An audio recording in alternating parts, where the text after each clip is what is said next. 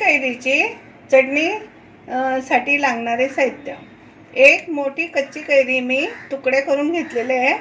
हे साधे मीठ, 5-6 लसणाच्या पाकळ्या, तिखट मिरची असल्यामुळे 2, काळे मीठ, खोबरे, कोथिंबीर। आता मिक्सर मध्ये आधी कच्ची कैरी टाकून घेऊया। 5-6 लसणाच्या पाकळ्या, 2 मिरच्या, तुम्हाला आवडेल तसं तिखट घालावे, ओले खोबरे, थोडे मीठ, प्रमाणानुसार मीठ घाला, अर्धी कोथिंबीर वाटायला घ्यावी आणि थोडे जिरे।